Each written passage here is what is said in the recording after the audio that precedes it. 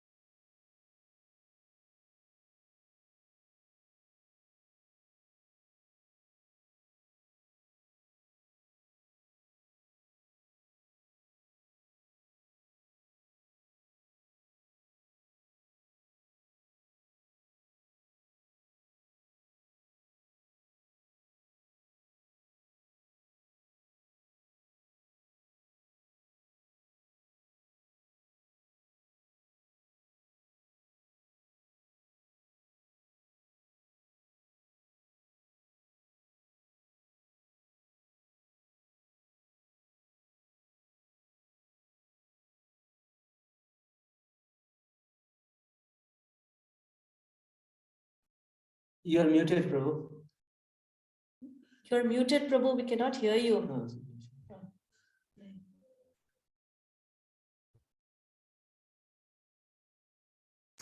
Paramananda Madhavam Paramananda He Madhava Padunga Luchi Makaranda Se Makaranda Panakori Anande Bolo Hari Hari Harinka Name Vandavela Pari Koribe Chakadola Se Chakadolanga Paraye Manamo Rahu Nirantare Manamo Nirantare Rahu Ha Krishna Boli Jiva Jao Ha Krishna Boli Jao Jiva Moteu Dada Radha Dava Moteu Dada Radha Dava Moteu Dada Radha Dava Artaika Saranam Krishnam Artan Braja Janam Chitan Tam Chatasvasakam Bhaktam Artya Vande Durasaya. Srila Jiva Goswami gives this pranam mantra to Uddhava in the beginning of his commentary of Laghu Vaishnava Toshini in the 46th chapter of the 10th canto. He says that Artaika Saranam, with a great hopeless heart, I'm offering respects to Krishna, who's Artaika Saranam. He's the only shelter for those persons who are suffering, who I'm offering my pranams, he says, to Artan Braja Janams, Chatan, the suffering people of Braj, and to Uddhava, who alleviated the suffering. So I want to thank everybody very much for taking part today. We'll be reading from the 29th verse of the 47th chapter of the 10th canto. I think this is our third or fourth session on this particular verse. I think we may finish this today. If anybody has any reflections or comments, either the devotees who are here on Zoom with us or on Facebook, I'd be very grateful if you share whatever you have to think. So we'll go ahead and read this verse. Shri Bhagavan Uvacha Bhavatinam Viyogo Me Nahi Sarvatmana Kvachit Yata Bhutani Bhuteshu Kam Vavagnir Jalam Mahi Tadaham Jamana Prana Bhutendriya Gunashrayaha. The Supreme Lord said, speaking to the gopis, you are never actually separated from me, for I am Sarvatmana.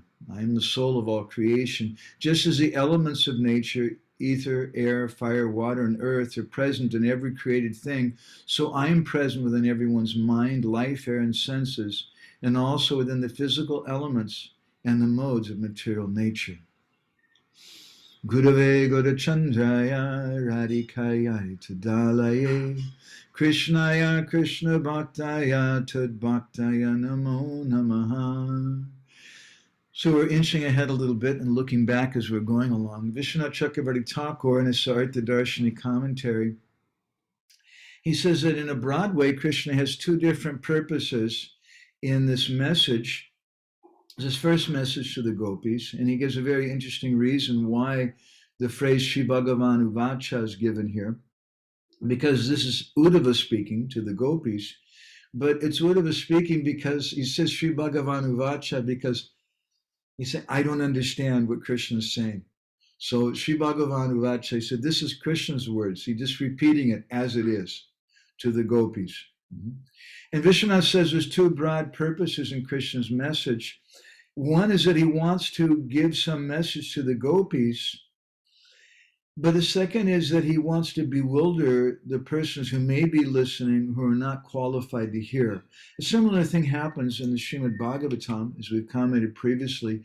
When Sukadeva Goswami was speaking Bhagavatam to Maharaj Parikshit, there were many, many different people present there. And some of them were thinking after Sukadeva Goswami spoke about the Ras Leela, some of them were thinking, this is not good. Dharma is so important. We have to have Vanashram. And how is it that these ladies are supposed to be great devotees, but they're leaving their husbands and going with Krishna? And so understanding their concern, Maharaj Parikshit asked a similar question. How do we understand this? And Sukadeva Goswami then replied with the famous verse, telling Maharaj Parikshit that Vikriditam Vajavadubiridam Chavishnu, that we should understand these activities of Krishna with the gopis are completely transcendental. And these activities are purifying to the heart.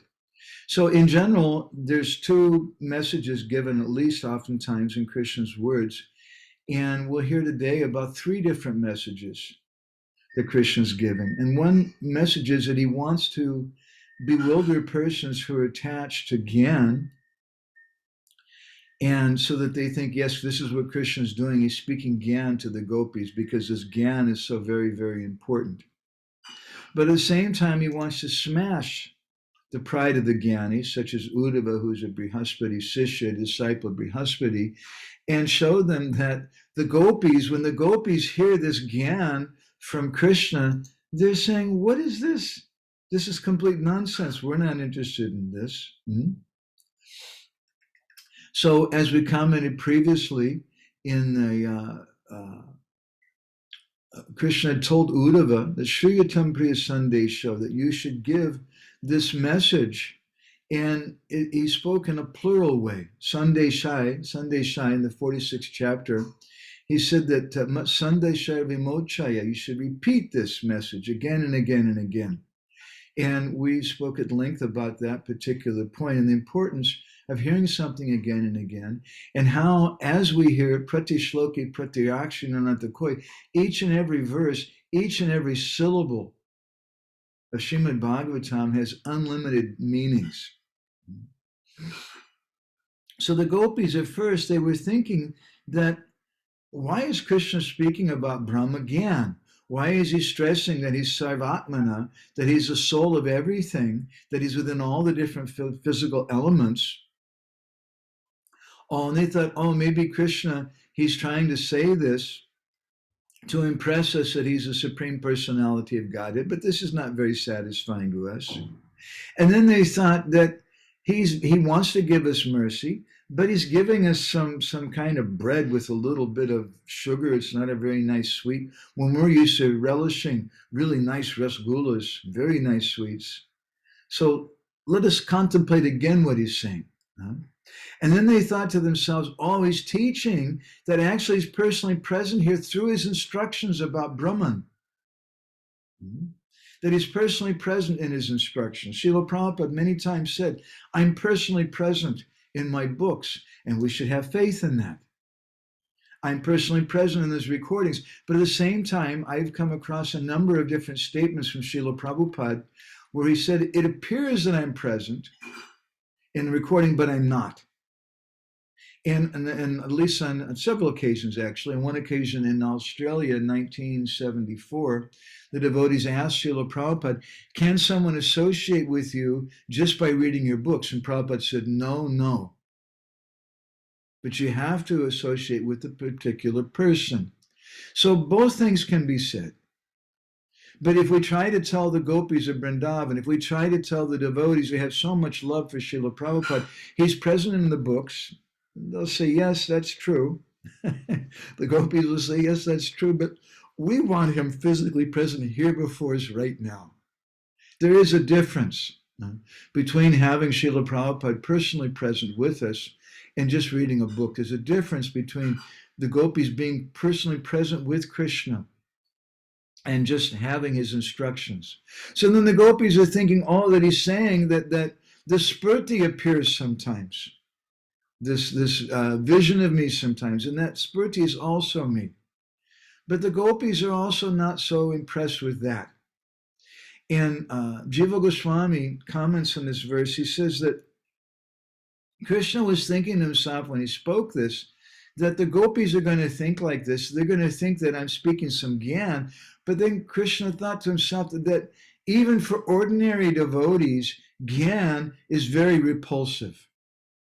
And we spoke about this in our last session with a number of different verses. For example, from the 11th canto of the Bhagavatam, where Krishna tells Uddhava, Tasman mad bhakta yukta yogino vaimadatmanaha to jnanam na chavairagya praya shreyo bhavedahiya.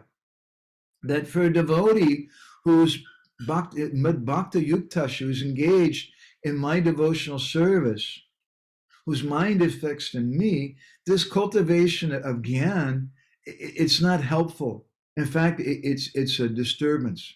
And we know this from the first canto of the Bhagavatam, Vasudevi Bhagavati, Bhakti Yoga Prayojita Janayat Yashavairagyam Gyanam Chayadohoitikam. That if we just do bhakti, then Gyan and Vairagya, they come automatically.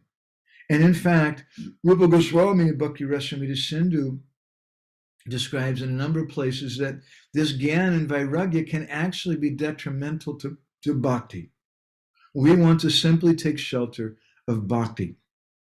And Bhaktivinoda Thakur, we were also discussing a verse that he gives in Sajjana Toshini in 1899, in the 11th edition of Sajjana Toshini. He says, Parile shunele kabu Krishna prapti noi bhajile vishuddha bhave tabe Krishna pai. That don't think that you can attain Krishna parile shunele just by hearing some classes. By your erudition, Krishna prapti no, you can't get him in that way. But bhajile vishuddha bhavi tabe Krishna pai. Only if you practice pure bhajan, pure bhakti, can you get Krishna. So I'd like to begin our session today then with again looking at Jiva Goswami's Laghu Vaishnava Toshini, and he describes Krishna's thoughts and how the Krishna's thinking that the gopis, they're convinced, they have their personal experience, that the gopis, based on their personal experience, then they're going to realize the highest level of sweetness, of pure prem for me and my spurti. But within this message, I'm going to give another meaning, a conclusion, which testifies to the experience of prema. That it's not just enough to have this spurti, this vision. Oftentimes we raise the question, what is the problem with the gopis of Vrindavan? Why are they complaining that Krishna's left and gone to Mathura? When, as we oftentimes comment, that Radhanath Maharaj, when he used to go to Braj as a brahmachari and a new sannyasi, he would take a train to Mathura and get down at the train station in Mathura, and he would walk on foot to Vrindavan.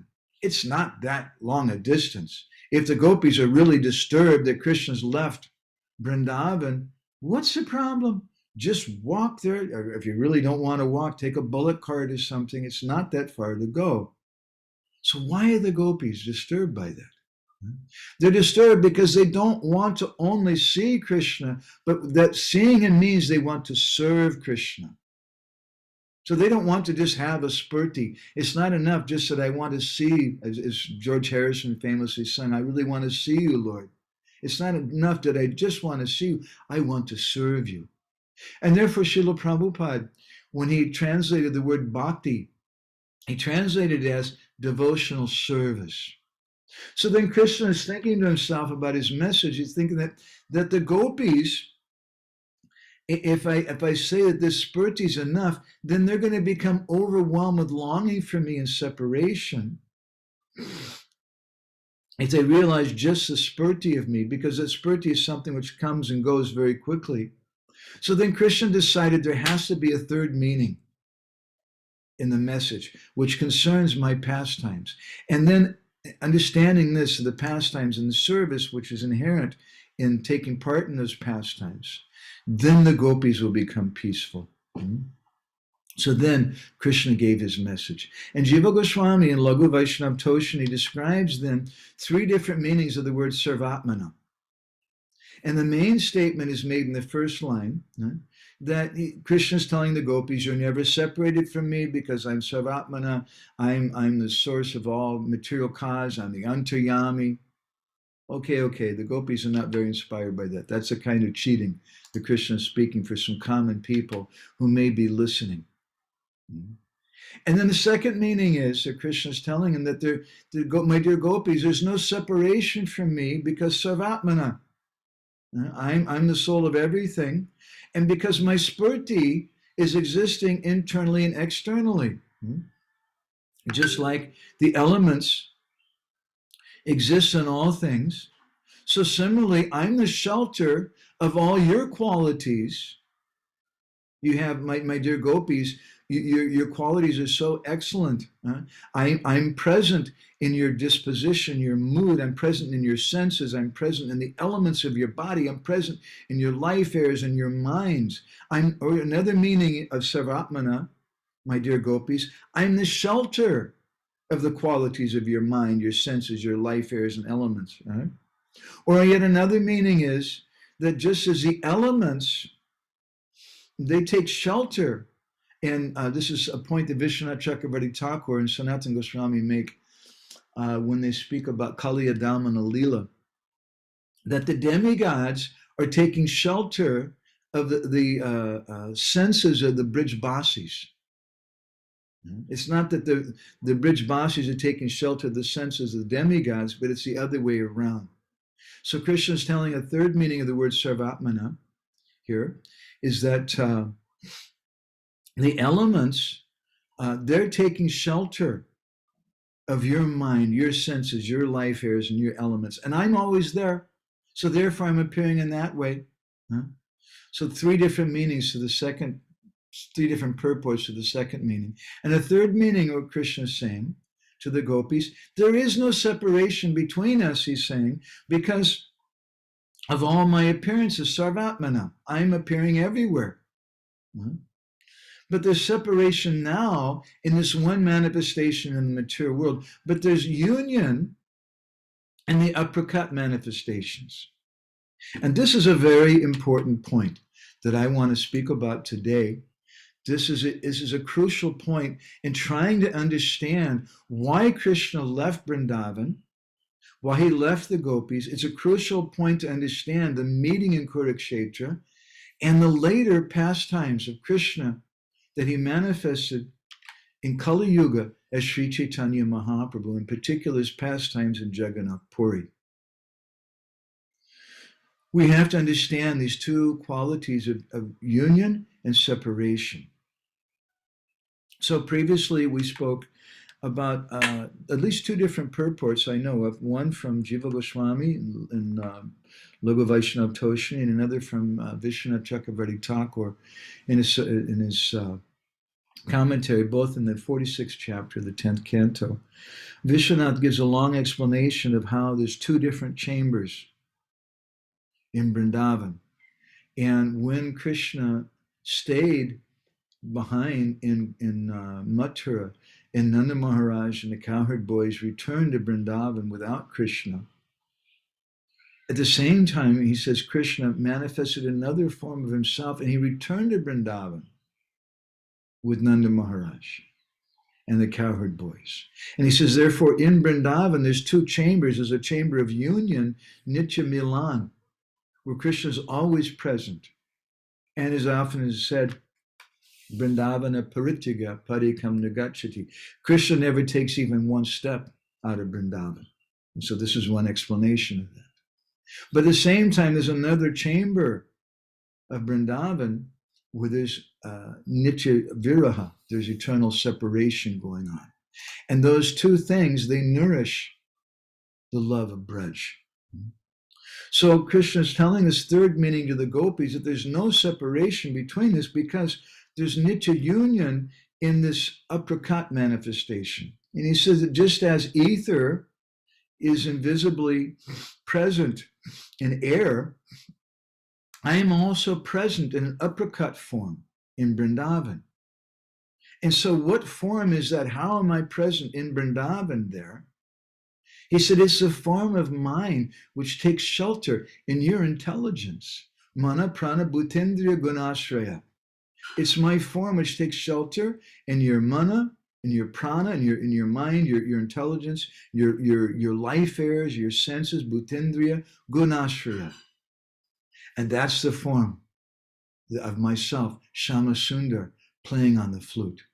So then Jiva Goswami gives a very important discussion in his commentary, which we're stressing on this so much to help us understand the meeting in Kurukshetra and what that meeting is and how it is that Krishna is telling the gopis to this message from Uddhava, he's speaking Gyan to them. When even ordinary devotees find Gyan to be repulsive, what to speak of the gopis of Vrindavan. So as we're hearing, there's many different layers to Krishna's meaning here. So Jiva Goswami explaining this message from Krishna, then he now goes on to give many different pramanas about how Krishna is eternally existent, and he stresses in three different places. Now that's a very interesting point. What is the necessity for Jiva Goswami to establish that Krishna is eternally present in three places, Vrindavan, Mathura, and Dwarka? Why not simply establish that Krishna is present eternally in Vrindavan? That would satisfy the need of the day to explain Krishna's message to the gopis that there's no separation between us because I'm Sarvatmana, I'm present here in my aprakat manifestation. So let's examine these a little bit.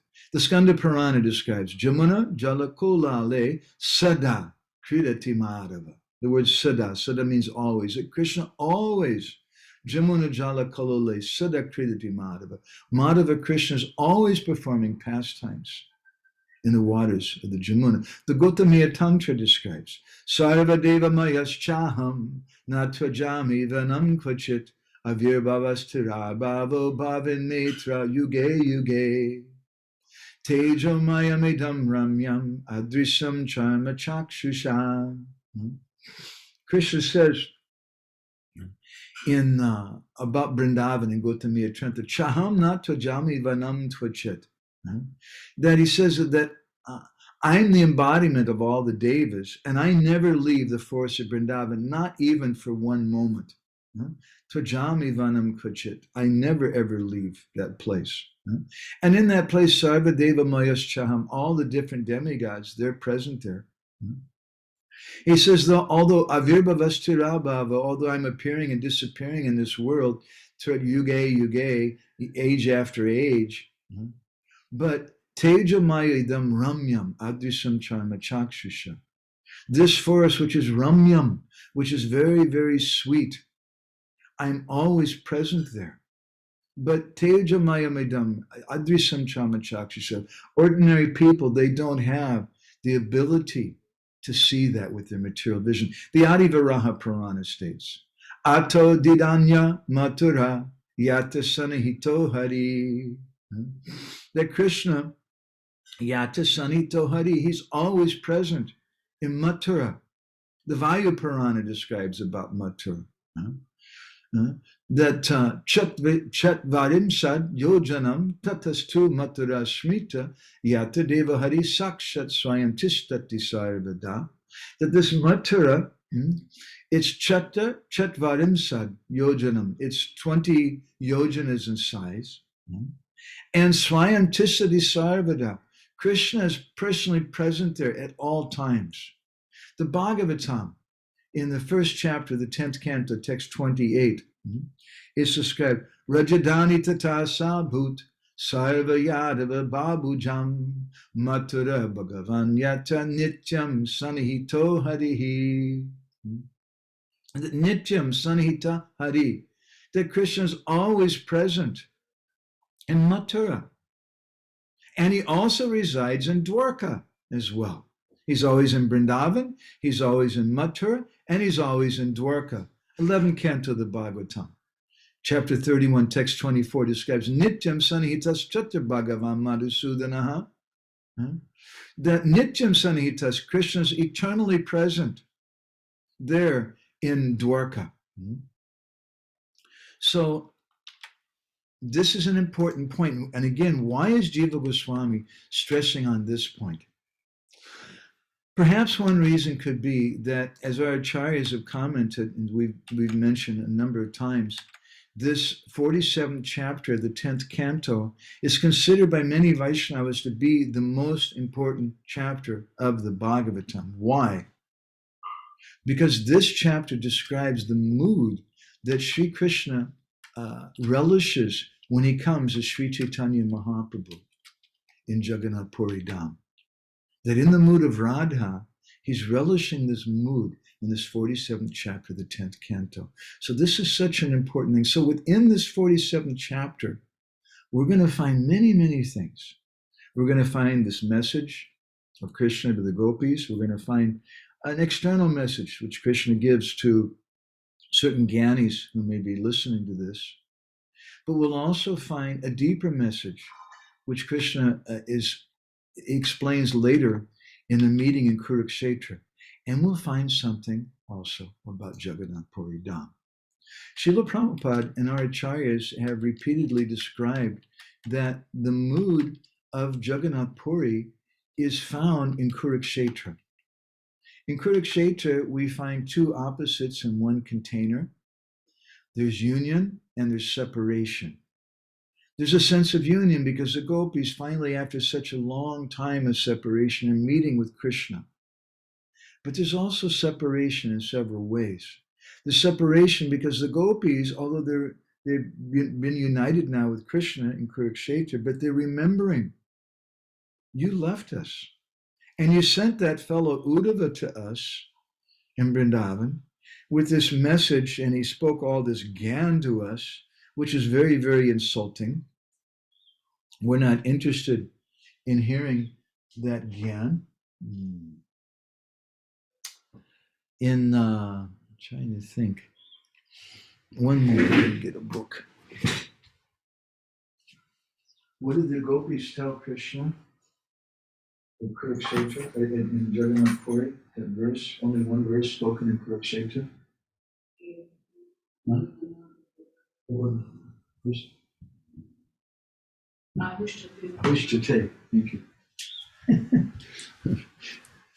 Sorry for going away. The gopis only speak one verse at Kurukshetra. And that same verse is spoken later by Sri Chaitanya Mahaprabhu at the time of Rath Yatra. Why they only spoke one verse, one commentator in the 10th canto explains that because actually the gopis spoke many things, but Sukadeva Goswami only gave one verse because the gopis' words were so painful for him that he couldn't tolerate it. So all he gave was this one verse. Ahushchate nalina naba padada vindam yogeshvarai. The gopis are praying to Krishna that you're Nalina Naba, you're the Supreme Personality of Godhead, the lotus flowers coming from your navel, your Lord Vishnu. Yogeshvarai, the greatest of the yogis, they're meditating on you. But then the gopis say, but we can't meditate on you. Because to do meditation, you're telling us to do meditation, but we can't do meditation because to do meditation, you have to have a peaceful mind, and our mind is never peaceful because we're always thinking of you. So although in Kurukshetra, there's milan, there's union, at the same time, the gopis are remembering, hey, Krishna, you left us. And at the same time, they're thinking, now in just a few days, Krishna's going to leave again. And he's going to return back to Dwarka. And then we won't see him again. So there's two opposites there in one container. There's both union and separation. And that's the same mood found in Jagannath Puri.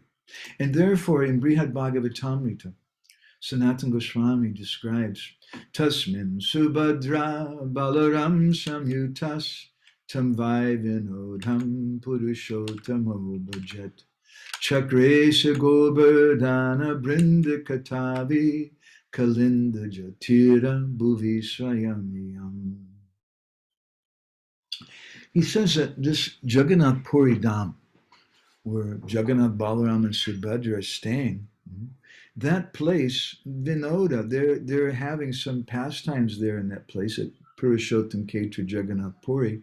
You should understand that that place is none different from Vrindavan. And Chakresa Govardhana Brindakatavi Kalinda Jatira Bhuvi Swayamiyam.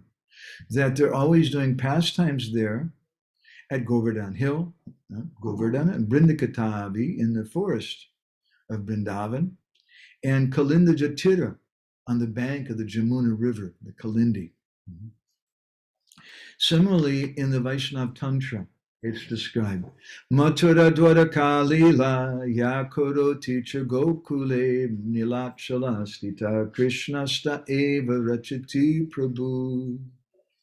Why is it that Jiva Goswami, in his Laghu Vaishnav Toshini, gives a long explanation with so many pramanas about how Krishna is always present in Vrindavan, in Mathura, and in Dwarka? What is the necessity in mentioning these three places when he's speaking in a purport where Krishna is just trying to tell the gopis that I'm always present in Vrindavan?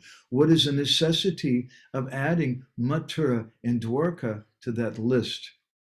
Well, one answer to that question may be found in this verse of Vaishnav Tantra, I'm just quoting, that Mathura, Dwaraka, Lila, Yakoroti Chagokule, whatever pastimes, whatever Leelas are taking place in Mathura, in Dwarka, in Gokul Vrindavan, Nilachalastita Krishnasta Eva Rachati Prabhu. All of those pastimes are also found in Nilachal, Jagannath Puri Dham. Therefore, the Purusha Bodhini Shruti, the Atharva Veda, which is quoted by Srila Rupa Goswami in the beginning of some of his literatures, it's described the Yetta Bhargavi Jamuna, Govardhana Ratna Samasana, Bhimala Sadosa, Chandika Sadosa Gopyaha. This Purusha Bodhini Shruti is part of the Atharva Veda, and the only living tradition of it, we say living tradition, meaning that traditionally the Vedic literatures were memorized by different Brahmins. And the only living tradition of this Atharva Veda section of the Purusha Bodhini section of the Atharva Veda is found in Sri Kshetra and in Rissa. And it's quoted by Rupa Goswami. Purusha Bodhini Shruti describes Yata Bhargavi Jamuna, that here in Jagannath Puri, the Bhargavi River is the Jamuna, Govardhana Ratna Simhasana, and Lord Jagannath's Ratna Singhasan, his jeweled throne, and some also say Chatak Parvat, that's Govardhan. But then at this point, someone may say, that's okay, but we want gopis. As Prabhupada once told the editors of Back to Godhead magazine, we should not boycott the gopis. The gopis should also be there. We want the gopis. So Bhimala Sadosa, Chandika Sadosa, Gopyaha, that just as there's 16 primary gopis in Vrindavan, who are they? The Astasakis and the Astamanjaris. They correspond with the different 16 Shaktis of the Lord, according to Jan Chandra Goswami in his Gorgovinda Smarana Archana Padati. When we say that Krishna is Purna in Dwarka, it means that he has 14 Shaktis there. But his Purnatara is even more complete in Mathura, where he has 15 Shaktis. But he's Purnatama, he's Purna Uttama, the most complete in Braj, where he has 16 Shaktis. So when all 16 of those Shaktis are present, that's Vrindavan. And all 16 Shaktis are present in Jagannath Puri. Bhimala Sadosa Chandika Sadosa Gopyaha, in the form of Goddess Bhimala Devi. And the 16 different Chandis, which seem like they're manifestations of Durga, but according to Prushabodhani Shruti, they're actually manifestations of the gopis.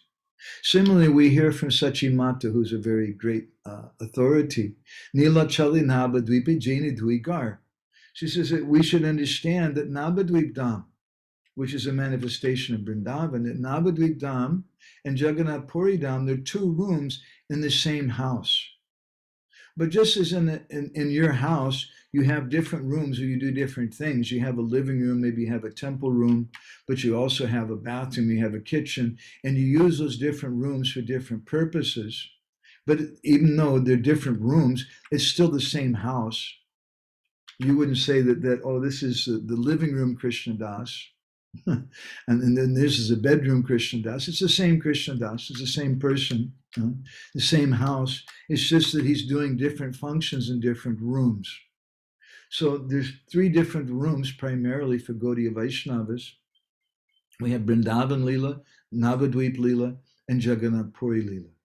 And Sachimata, she says, Nila Chali Navadvipa Jaini Dvigar, that these two places, Jagannath Puri Dham and Navadvip Dham, they're two rooms in the same house. A similar thing is described in the Prema Vilas by Nityananda Das, when Sri Chaitanya Mahaprabhu was explaining to Lord Nityananda why he's leaving Navadvip Dham. Prabhu kohin Shripad tumi kora avadan, Jeshtani bashile shuk se janmastan, Jainimita chadya ainu nila chala. Mahaprabhu said, hey, Shripad Nityananda, Prabhu Kohin Shripad Tumi Kora Abadan, you please listen carefully. Jeshtani Bashili Shukse Janmastan. That place, that stan, where you get the most sukh, the most happiness, say Janmastan. That's really your place of birth. Jainimita. For this reason, Chadiya, that's why I've left Nabadvip, and Ainu Nilachal, I've come to Jagannath Puri Dham, because that's the place where I get the most happiness. Therefore, Srila Prabhupada, in his purport to Chaitanya Charitamrita, Madhya Lila, chapter 21, text 91, he quotes Srila Bhaktisiddhanta. He says, Srila Bhaktisiddhanta Saraswati Thakur comments that in the Goloka planet there are three divisions, Gokul, Mathura, and Dwarka. In his incarnation as Gaurasundar, Lord Sri Chaitanya Mahaprabhu, the Lord conducts his pastimes in three areas, Navadvip, Jagannath Puri, and South India, along with that, and Braj Mandala.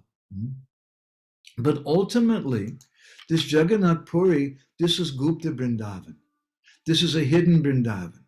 And just as Krishna is telling the gopis that I'm Sarvatmana, and Sarvatmana means that I'm present within the ether, but I'm present in your mind, I'm present in your consciousness. And it's in that form that I'm always residing in Vrindavan. And Jiva Goswami, unpacking this verse we're studying today, he's explaining it that Krishna is telling the gopis that I'm always present in Vrindavan. And Jiva Goswami gives many pramanas, and then he goes on to explain how Krishna is also present in Mathura and in Dwarka. Srila Prabhupada describes in another purport in this 22nd chapter of the Madhya Lila of Chaitanya Charitamrita. This is text 132. He says a very important point. He says, one who understands the transcendental nature of Navadvip and its surrounding area, where Sri Chaitanya Mahaprabhu enacted his pastimes, resides always in Vrindavan. Similarly, living in Jagannath Puri is as good as living in Vrindavan. The conclusion is that Navadvip Dham, Jagannath Puri Dham, and Vrindavan Dham are identical. This is the conclusion. These three places, Navadvip Dham, Jagannath Puri Dham, and Vrindavan Dham, are identical. Because Mathura Dwaraka Lila Yakaroti Jagokuli Nilachala Sita Krishnasta Eva Rachati Prabhu. Vaishnava Tantra again describes that whatever pastimes Krishna does in Gokul, Mathura, and Dwarka, which are three places Jiva Goswami's just established, where Krishna is always present. whatever pastimes Krishna is doing there, they're all found here in Jagannath Puri Dham. So this is the nature of Puri. Therefore, my Guru Maharaj, in Embankment of Separation in the 7th chapter, which is called Shriketra Dham, he explains something about Jagannath Puri there. He says that Jagannath Puri Dham is known as Shriketra. Sri Devi is a Sarup Shakti, Krishna's internal potency. Therefore, that Dham, which is glorified by the presence of the Sri Shakti, is known as Shriketra. Shri means Sarva Lakshmi Moyi Angsini Radhika, Shri Radhika, who is the source of all Shaktis. Therefore, he says, those who are followers or devotees of madhurya ras can see that Sri Ketra is the Ketra, the place in which Radharani's madhurya ras is manifested. Only such madhurya ras bhaktas can see it, he says. Others cannot. That is why Jagannath Puri is known as Sri Ketra. And Mahaprabhu stayed there because he had assumed Radha Bhav. Upon seeing Jagannath, he would see Sham Sundar and think, oh, beloved of my heart. Therefore, that Ketra, which is glorified and influenced by Radharani's madhurya ras, is known as Sri Ketra. And he said, if you have the vision, you can see all the Leelas there. When Mahaprabhu stayed there, he saw Vrindavan. When he saw Chetak Parvat, he said, oh, Govardhan. When he saw the sea, he said, oh, the Jamuna. When he saw the garden named Jagannath Vallabha, he said, it's a Vrindavan forest. Mahaprabhu saw all of Krishna's Leelas there in Sri Ketra. So when we speak about this 47th chapter of the 10th canto, this Bhramara-gita, which is such an important part of the meeting in Kurukshetra, we turn to the purports of Vishwanath Chakravarti Thakur and Jiva Goswami, who describe that actually this is indicative that there are two chambers in Vrindavan. There's a chamber of union, where Krishna is always present. Vrindavana Purtiga Parikam Nagachati. And there's another chamber of separation, which is going on. But those two chambers, they're in the same place. These three dhams, Vrindavan Dham, Mathura Dham, and Dwarka Dham, are eternal abodes of the Lord. Krishna is always present in them. And this is what Jiva Goswami says Krishna is telling the gopis in this message through Uddhava. And as we're pointing out, what is the necessity of speaking about Mathura and speaking about Dwarka? And as Srila Prabhupada is pointing out here, the conclusion is that Navadvip Dham, Jagannath Puri Dham, and Vrindavan Dham are identical. They're three rooms in the same house, but little different pastimes take place in each one of these places. In Jagannath Puri Dham, Krishnadas Kaviraj Goswami describes that it was here where Krishna finally was able to relish the mood that Srimati Radharani tasted in that place known as Uddhavakeri, which is near to Nandagan in Braj, where this Bhramara-gita was spoken. And he says in Adi Leela, chapter 13, text 41, Shri Radhara Pralap Jachi Uddhavardashani Sehi Mata Unmada Pralapa Kori Ratri Dini. That just as Radharani was speaking, she had this pralap, this incoherent kind of talk when she was having darshan of Uddhava and Uddhavakeri. So in the same way, say Mata Unmadava Pralap Koi Ratudini, Mahaprabhu was relishing those talks. He was relishing this Bhramara-gita day and night in Jagannath Puri Dham. And Krishnadas Kaviraj Goswami describes, Loke nahi deki aichi shastri nahi suni. I don't have a keyboard today. Hena bhava vyakti kori nyasi chudamani. He says that Loki nahi deki aichi. We've never seen, nobody's ever seen ecstasies like what Sri Chaitanya Mahaprabhu experienced here in Jagannath Puri. Shastri nahi suni.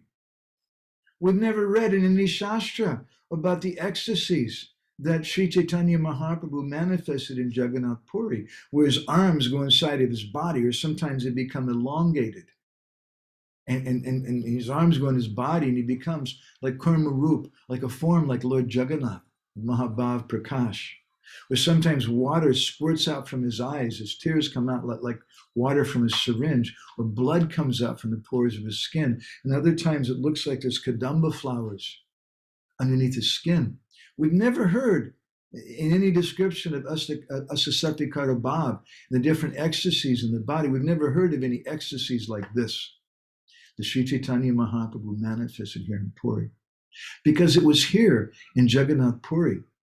Krishnadas Kaviraj Goswami describes, again, in Adi Leela chapter 13 of Chaitanya Charitamrita, that he was able to relish, he fulfilled his three desires. Krishna Ravi Jogi Jata Prema Chestita Ashvadiya Purna Kaila Apanavanchita Hare Krishna, Krishna Krishna, Hare Hare, Hare Ram, Ram Ram, Hare Hare. Krishna Vijogi Jata Prema Chestita. It was in that separation from Krishna that Sri Chaitanya Mahaprabhu was able to fulfill his three desires. Sri Radhaya Pranaya Mahima Kiddhisovanayaiva. Chaitanya Charitamrita Adilila chapter 1, verse 6 describes his three desires that Krishna had, for which he came as Sri Chaitanya Mahaprabhu. It was here in Jagannath Puri Dham that he was able to relish that by feeling these, by experiencing the feelings of separation that Srimati Radharani was experiencing in this Bhramara-gita. This is the height of Srimati Radharani's ecstasy.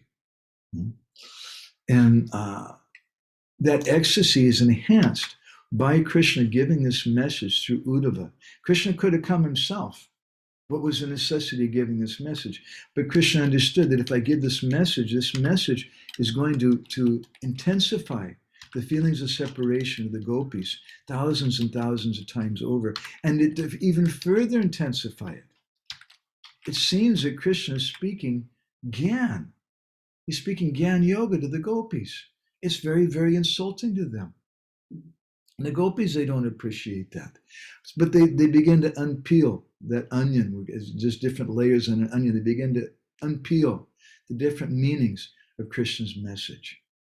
And then they see, oh, he's speaking about his spurti, which sometimes appears, no, actually speaking that I'm always present. And how am I present? I've entered into your senses.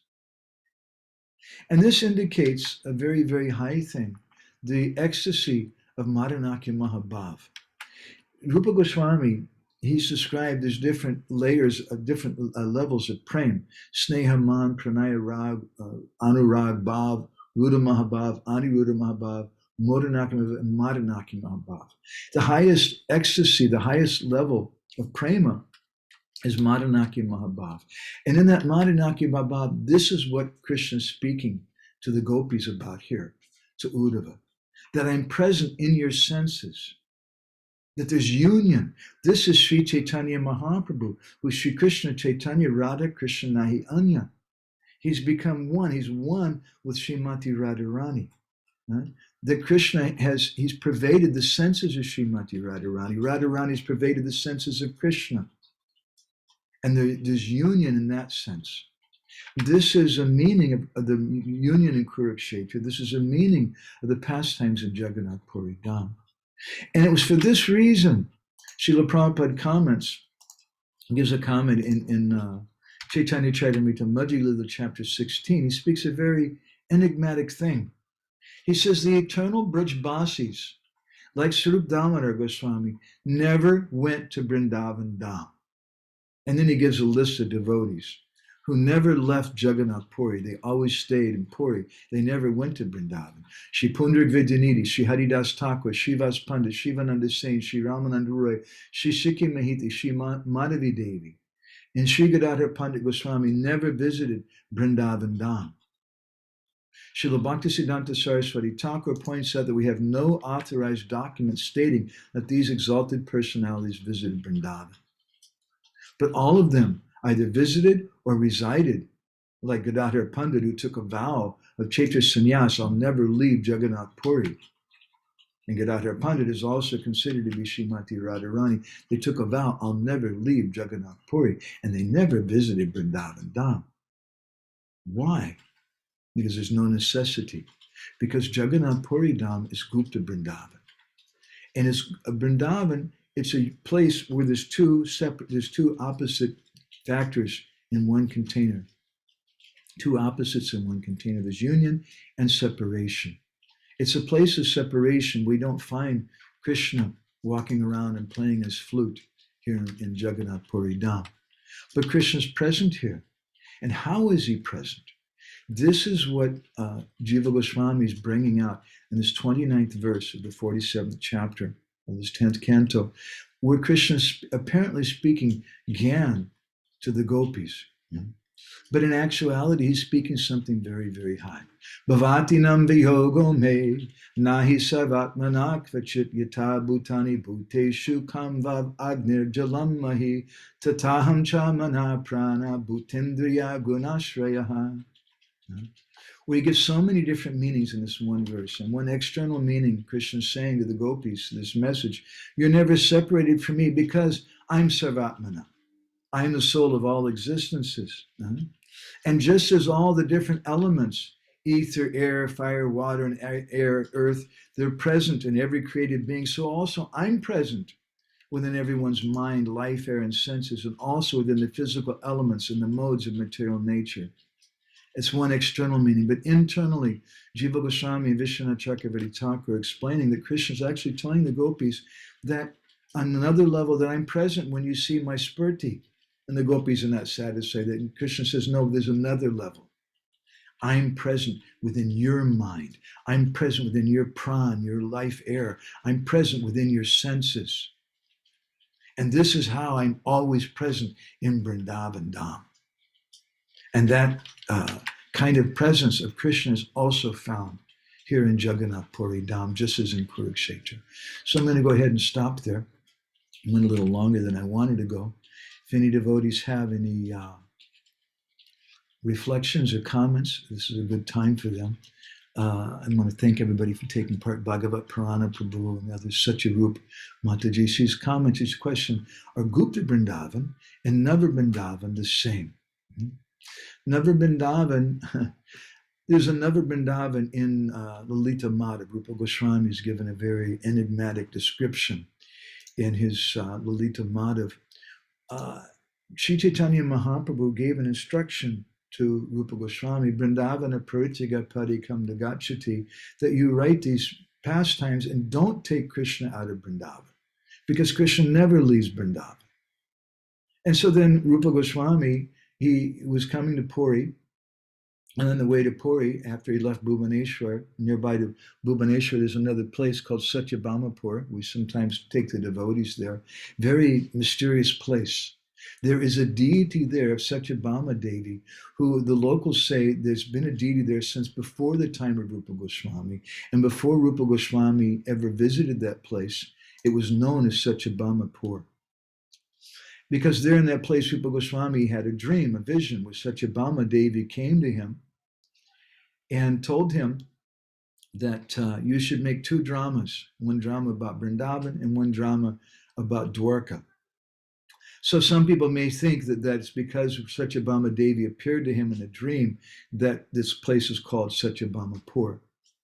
But according to Narayan Das, a local who's a disciple of Srila Bhakti Vaibhav Puri Maharaj, he's a head man of the village there, and our dear friend.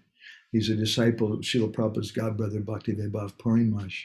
That place is known as Satyabhamapur long before Rupa Goswami ever visited there. And there was a deity of Satyabhama Devi there before Rupa Goswami ever visited there. So Rupa Goswami got this instruction to write these two dramas there. And then he went to Puri, and Chaitanya Mahaprabhu told him, don't take Krishna out of Vrindavan, write these dramas. And then in the fourth act of Lalita Madhav, Krishna leaves Vrindavan. And by some consideration, what my Guru Maharaj called aparavichar, or the apparent consideration, it seems that Rupa Goswami disobeyed Chaitanya Mahaprabhu when he took Krishna out of Vrindavan. But according to Tattva Vichar, or the absolute consideration, Krishna never left Vrindavan. Because Rupa Goswami goes on to describe that when he went to Dwarka, there in Dwarka, there was this mysterious place called Nava Vrindavan, which is the comment that Mataji was making here, which looks like it just disappeared from my comments. I don't understand that. But anyway, she asks, is this Nava Vrindavan and Gupta Vrindavan, are these the same? And I would say yes, and that's a very, very big discussion, how that is. But it has to do with Jagannath Puri Dham. This is Gupta Vrindavan. This is the same as Nava Vrindavan and Lita Madhav. And to establish that more, I would have to give a lot of pramanas, which would take us a few hours to really properly do. I want to stop there from that. And Rasastali Mataji, she's also commented. Thank you very much. Hare Krishna and Brinda Sundari. Nice to see everybody here. And Bonnie also. Hare Krishna, Bonnie. Nice to see you from the very warm place of Vermont. Anybody else has any reflections or anything? Gornitai Prabhu is commented from Hungary. How this part of the Bhagavatam helps sadhaks if they desire to get into the realm of Raganuga Bhakti. How does this part of the Bhagavatam help them? The gopis became satisfied with the message of Krishna, as shown in verse 38 of this 47th chapter. So how does this part of the Bhagavatam help the sadhaks? It helps the sadhaks because, first of all, it helps us understand the mood of Sri Chaitanya Mahaprabhu. Because Mahaprabhu was in this mood, this 47th chapter, and without the mercy of Sri Chaitanya Mahaprabhu, we can't get Braj Bhav, we can't get Raganuga Bhakti. And secondly, it helps us to understand because we have to understand the mood of the gopis. And the contrary mood of the gopis is sometimes they're satisfied, as we'll hear later on in the 38th verse of this chapter. But they're also dissatisfied, and we hear about that when later they meet in Kurukshetra. And the gopis, they complain to Krishna. And Gauranitai Prabhu goes on, how can we serve that Krishna who's present in our mind and senses? Well, first of all, we have to manifest him. He has to manifest in our mind and our senses. So how do we do that? Well, just as in the Bhagavatam it's described that Krishna first appeared in the mind of Vasudeva, and he was transferred to the womb of Devaki. And Jiva Goswami in Gopal Champu says a little similar thing. As we know as Gaudiya Vaishnavas that Krishna actually was born from the womb of Yashoda. And there's evidence for that in the Bhagavatam because it's said that the Jata Karma Samskara, part of which is cutting the umbilical cord, took place in Vrindavan. So that's proof, our acharyas say, that Krishna is actually the son of Mother Yashoda. So Jiva Goswami in Gopal Champu, he says that Krishna appeared in the heart of Nanda Maharaj. And from the heart of Nanda Maharaj, he was transferred to the heart of Mother Yashoda. And Srila Prabhupada in his commentary in the Bhagavatam, when he speaks about the transfer of Krishna from the mind of Vasudeva, it's interesting, the mind of Vasudeva to the womb of Devaki, whereas compared to the heart of Nanda Maharaj to the heart of Yashoda. When Prabhupada, when he speaks about, when he comments on this verse, speaking about how Krishna is transferred from the mind of Vasudeva to the womb of Devaki, he says this is initiation. The Gurudev, he gives initiation, he gives us mantra by which he's giving us Krishna, but then we have to let that mantra in. We may have heard it, but there's a lot of earwax in our ears. There's something blocking it. And that thing which is blocking that name of Krishna or that mantra of Krishna to enter deeply into our heart, that earwax is our offenses to the holy name. So Chaito Darpana Marjana. In the beginning, then we're chanting in this way as a sadhak, wanting to purify our heart, following the rules and regulations that Gurudev has given us, so that Krishna can become present in our mind and our senses. I hope that's okay, Gauranitai Prabhu. And see, anybody else with any reflections, questions, or comments or anything? Satyarupa Mataji, very nice question. If you come to Jagannath Puri sometime, we would love to discuss this further. It's a very, very deep, wonderful topic. It's something we like very, very much. Krishna Kun, you have some reflection? Why don't you take the microphone? I wish I had a little time. Thank you so much. It was so enlivening.